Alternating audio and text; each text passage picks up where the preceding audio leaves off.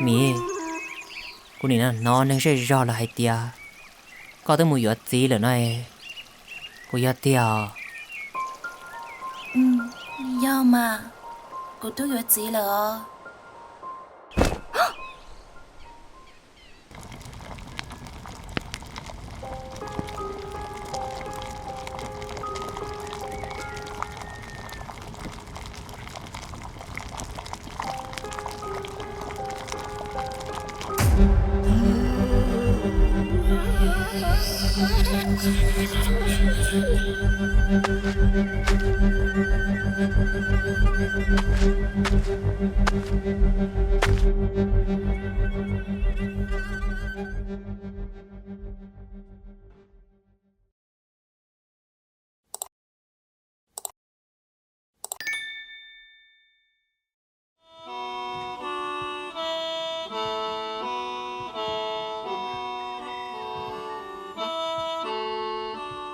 nhớ rồi lúc rồi chỉ chẳng mò gì tu chỉ muốn bề ngoài tiệt xua nó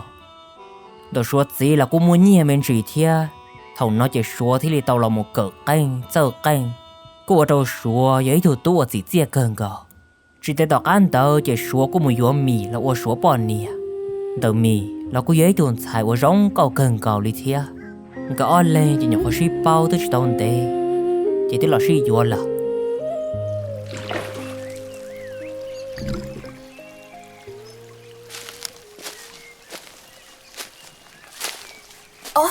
Chang có tôi nhắn ở nó tôi đi chào ê có tôi đã chi ở bên lúc rồi tới giờ thì cô nhiều cô gì bé tôi chạy từ cứ tê nhớ trong tận lúc rõ nọ rồi sẽ cờ nó nói cho các tàu xuyên gì Linh tới lo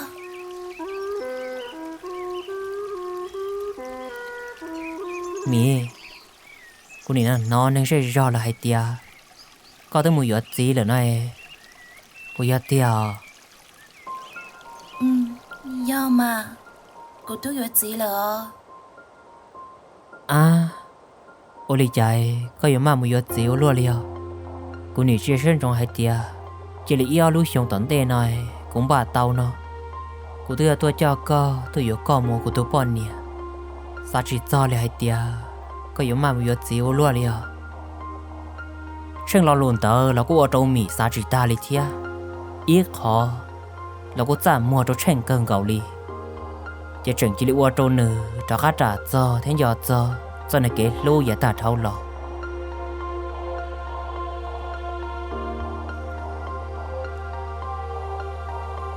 cho này cái lô ở từ mua trò trên đấy là nung nó chỉ chừng chỉ li hai li nó cô ở đâu mì cho các mua xe đồ được thia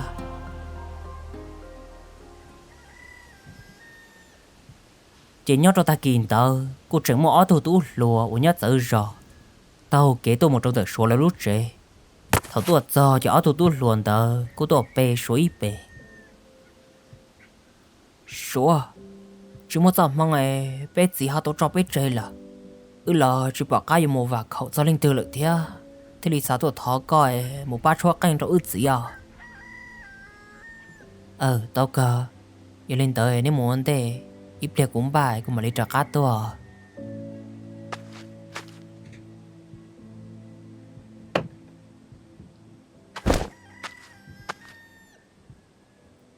con nè chơi của tao một số canh léo bên nuôi mà lấy trả cá lò giờ có chỉ một tên là chị có cô nhớ rõ chơi cả rong nữa tao cũng trả cá lòi ưa lên mà lấy mua téo kìa hay ta lên tao chỉ số trực chỉ liên ga số trắc canh tao kể lỡ tôi lùa cá nữa tôi một lần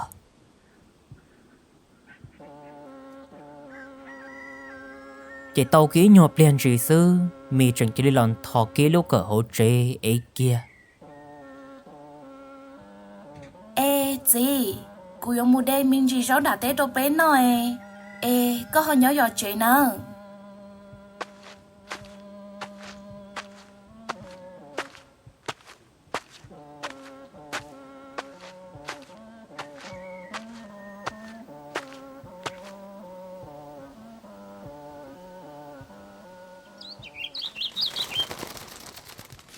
Mỹ đứa tàu kể tôi một ý nhọp liền gì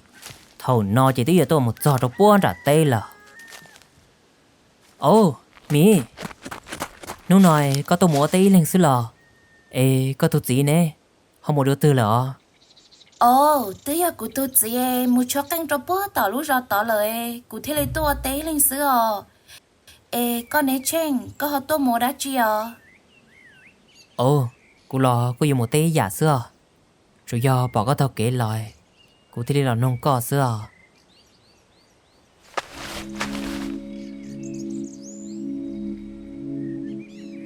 à mi ôi trời có chỉ là lo cô nè giờ thì cô lại vô tao có chơi cô vô lúc lúc coi chơi chỉ cho có tôi một tí lên rồi lên nó liền có sao hay lý có chơi vì do ưu chừng ga nền đỡ chinh gạo lòi on lên thì lò chỉ suy tao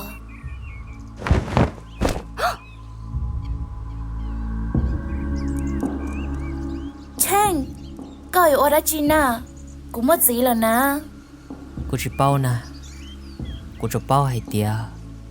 cô nhân do co là xưa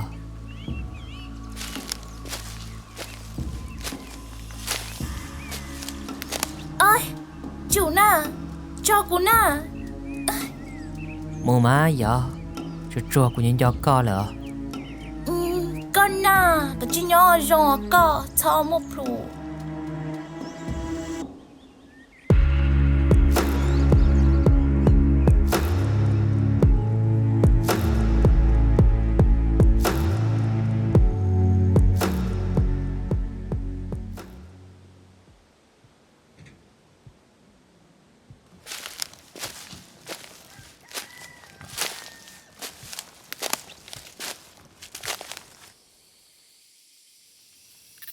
chỉ nhớ trong mòn tờ tôi chỉ giờ cho trận chỉ lấy bự nhớ trong hỗ trợ nhớ trong mòn nó là số của một số cái chỉ tao lò thia chỉ ôi chà tôi chỉ giờ trận chỉ lên nói luôn là số tao kì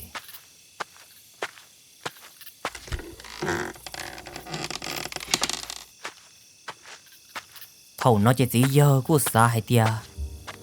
riêng tôi nha tự tôi một lót xa trong sáng đổi rong trong bữa tao hải rong sư chỉ nửa cô chỉ xã đã truyền tàu thia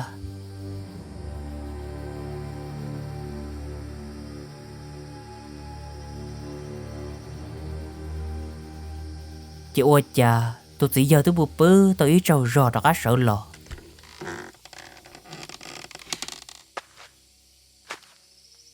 ôi chà mà lên nó tôi nên nhắc hết họ trong tiếng cá là một trò hỗ trợ nó cô ở đâu nửa xã chỉ ta lại hai tia cô lấy trả tôi nhá vừa tờ một lót san tệ của lúa lì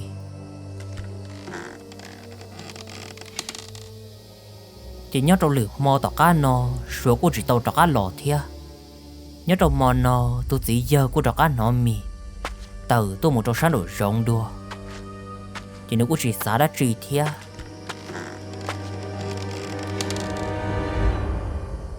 chỉ tức giờ giấy ta một đuồn tờ tôi chỉ giờ trận chỉ lấy móp lá cho gì chỉ trận chỉ lấy tờ là một trò sáng đổi rộng nó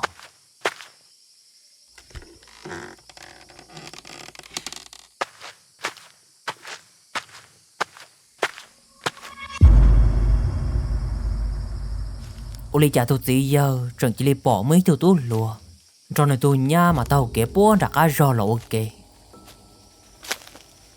chỉ thông thi thầu tôi nha thế tôi tốt lùa tao bỏ thành tôi chỉ giờ chỉ có những chuyện mua tôi ta li gõ lên chỉ bỏ áo li trà cho trận chỉ li suy phái kia như mùi nhia là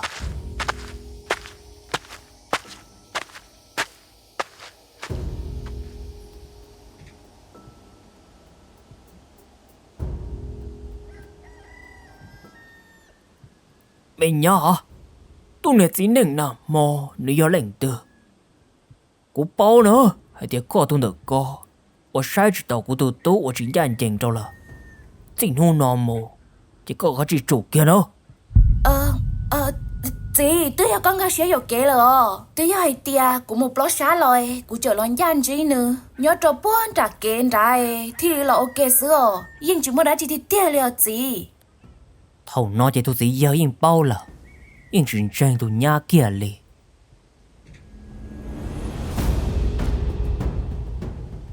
chỉ nhớ trong hôn tờ thôi giá tá số mì chẳng chỉ là một đề tôi biết khó chua chỉ chẳng chỉ là cho là trò kia trong hồn là câu rau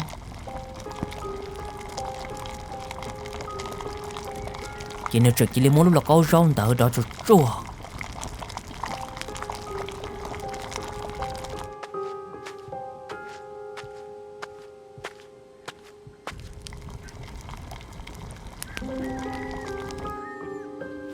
chỉ tới nhọc liền gì tôi chỉ giờ chẳng chỉ lấy trái pla chỉ nên chẳng chỉ lấy sợ lò thầu nó chỉ nên chẳng chỉ lấy một đầu chỉ nên rau ở bờ tàu tôi nhát ở chơi cho lò nó ô lấy chả tên này rau tên mỏ nồi có một cá dầu luôn đi chỉ ô lấy chả ta xin tao tôi chỉ giờ chẳng chỉ lấy pi mỏ ta hậu rủ rủ nhưng mỏ nhà họ mỏ đã vỏ sư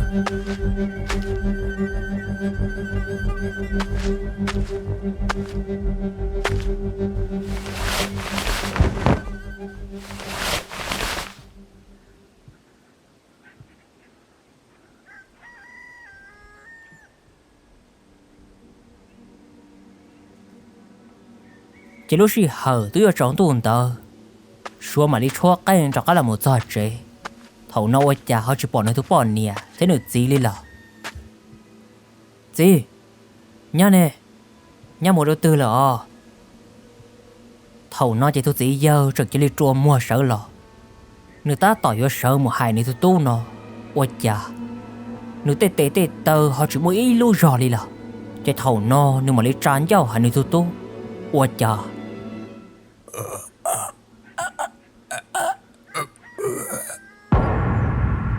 gì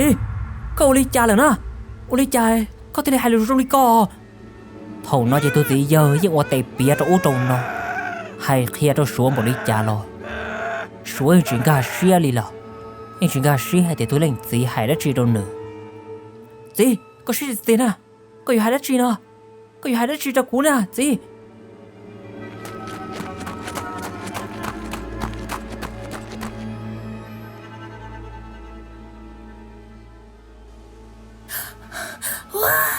Chị, thầu thắc kỹ nói, cụ yêu mua, có chuyện nhớ có rong rong này. Ôi, chả nói, ôi đi cha, có hồi rong đi nói là. thầu nó chỉ tôi chỉ giờ yên bao là hai tia, giờ tôi nhá uo trong nửa sư li, tôi chỉ thầu nó nữa hai chỉ tao đi cha đi là.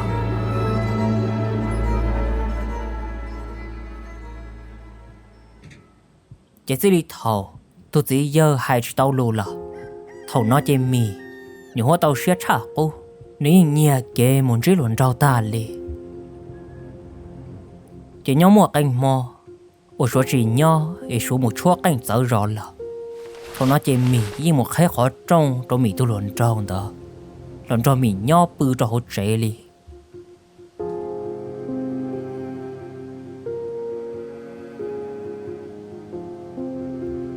chỉ thầu số đó cái là một trò chơi số gì mà những biết kia số cho u trồng nó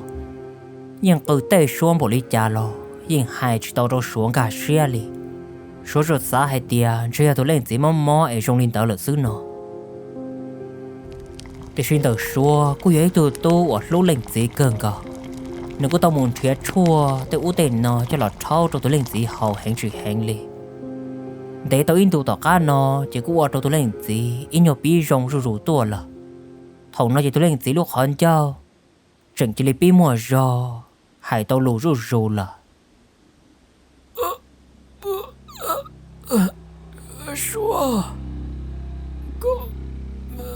có thuộc bọn nhé gì cái hải tao lù là lo nhau đi trả nó gì hay khai đâu của mà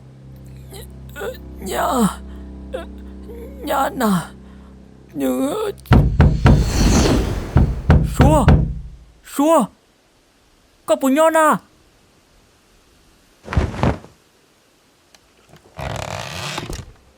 ồ ở tụi tì nấy tuổi mua đất gì à Xua giờ tia việc ở rò bé mới tôi hiểu gì là lâu tua là lỡ thì hai tia của tôi hai coi thó coi một ba chuối ra cái tôi xía đâu nữa nào tao cơ lên đó gì lên đó chê cũng mua rồi ít lìa cũng mà đi trọ cá lần đó có thà mi có nhớ là chị sẽ ruột gì thế nữa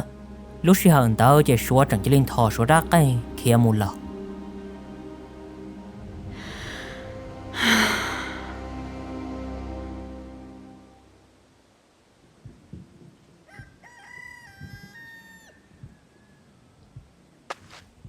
chị thứ tàu đi ta kỳ sơn dọn tao xua mà đi trọ cá là một trâu bó bể trái nó thầu nó cho nên chẳng chỉ lấy tàu kiến ra khá một trong tờ tu lên gì lút ra để dùng cả một sai tu lên gì hay để rồi đi cha nữa nó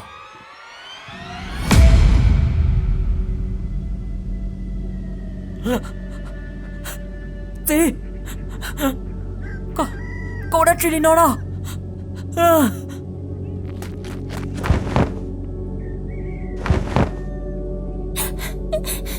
Chị Olivia có hộ Olino có xả lý cha cô yên chỉ bỏ đã chị đi cô bơ cô trâu rô cô yên chỉ bỏ hết tiền có một kẻ nhau sẽ đã chị Olivia có hộ Olino Olivia có hộ trực theo đâu của chị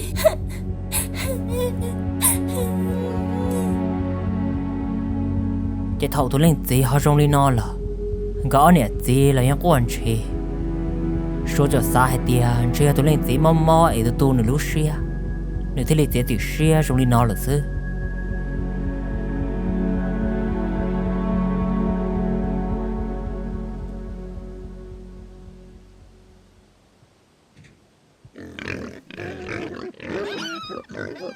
chị tàu lấy in tụ tỏ cá nó nhau mà in hôn tờ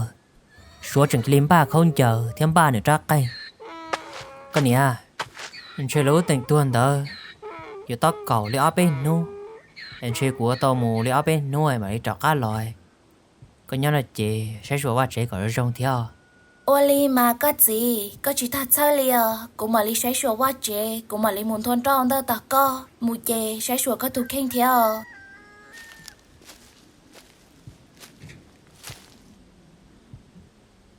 thì sự uli cha là luôn tình tuần tờ họ chỉ lấy mua sai thâu khỏi tình chơi là giờ đến tờ chị sửa thì lấy tao trọ cá là một chị họ nếu muốn cho chị nó ua cha họ chỉ bỏ mì bỏ nó thu bỏ nhẹ nhất rồi họ chị là nếu chẳng chỉ lấy xa hay tiền chưa thu bỏ nhẹ một trâu bón trả tê là nó thầu nó chỉ sửa chẳng chỉ lấy ế nữa đáp họ tao kế tôi một trâu bón trả tê chỉ thầu sửa tôi là cá tôi một trâu bón trả tê là cô chỉ bỏ mì đi thia thì sĩ cô chẳng bỏ mì lúc cờ thì mì bao món thì xô nhớ cho họ chị tê thầu nó chỉ sửa cô chẳng xa hay tiền chỉ là tôi bỏ nhẹ mua tê trâu bón trả cá tê cổ tê là sư nếu cô chỉ xa đã chỉ thia số chỉ bỏ cao đã chỉ cho nên chẳng chỉ lấy tàu kê một trâu bón trả cá tê giờ ép họ một giờ hai giống nhộp liền nó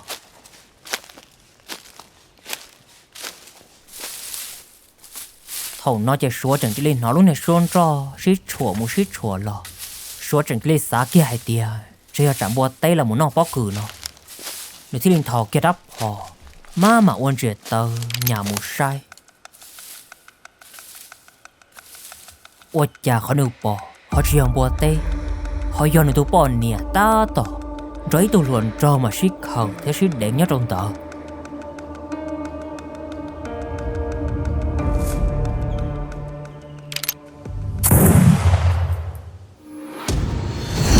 hầu nó chỉ số chẳng chỉ lấy tua tí họ ua cho tụ luồn trong tờ mấy ua đun chia cho họ à là có gì Chủ đó đi một đến tụi con à nếu tụi con à chuyện kia nó hầu nó chỉ số thì thâu kia số ra trìa cái là một tàu chỉ trong nửa tụ bỏ nè nên chỉ mua xếp hề được con nên chỉ mua một đến được con cô muốn ba cứ ba tê ua hầu lử lệ sáng chơi thì có tuần được coi với gì chia ua cha chỉ có tôi một đến luôn trâu rồi bớt tay nó theo mía có khi họ tranh trâu cũ đâu có một gì tua nào bây giờ vì có cái tôi này luôn trâu đó nếu tự chữ gì mà có gì tua bây giờ khi cái họ tranh nó chỉ do lên tờ nó chỉ có luôn này chặt đá được có tôi lo xuống họ cũng trái là có gì cô lên thảo là đấy à cô thiết chế ư tờ chữ gì một gì tuân ta